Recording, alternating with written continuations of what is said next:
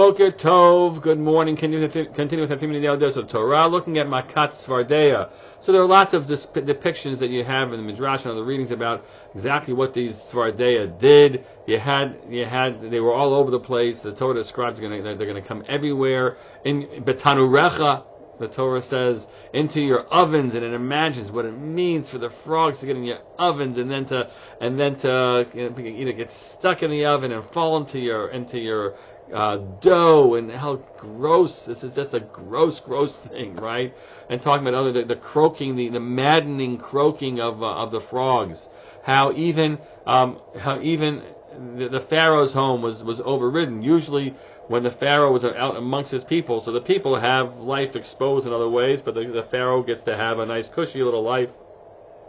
Here we're told that the Pharaoh also, his home is also filled. Bivatecha would be, even the home of the Pharaoh had frogs there, driving you crazy. We know what it's like to have crickets, right? If you've been out in the 17 years of whatever, I think 17 years when the cicadas come out, it's deafening. So the croaking frogs could drive you nuts.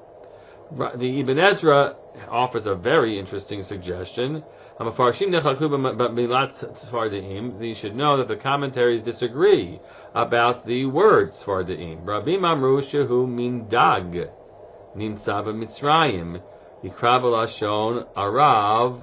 Alat masach. I don't know how to pronounce the al timsah in Arabic. It's a type of fish that lives in Egypt, and known by the Arabic name, which comes out of the river and seizes human beings.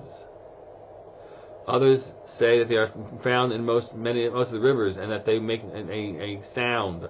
Igrik Ladavu, which is well known, he says. So what do you mean? What are you supposed to make of this? And it would seem that this Ibn Ezra contends that it's not the Makkah of Tzvardeya isn't frogs. It is crocodiles, which is then a horrifying and deadly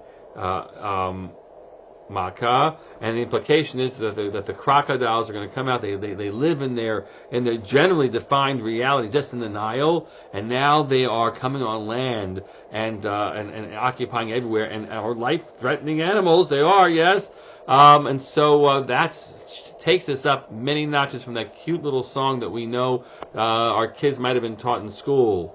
One day when Pharaoh woke in his bed, there were frogs on his nose and frogs on his nose and frogs on his toes. Right, whatever. Ha ha ha. So no, we're dealing with a deadly plague, not just a nuisance.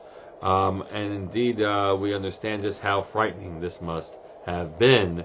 A very different read of Makat Svardeya, indeed.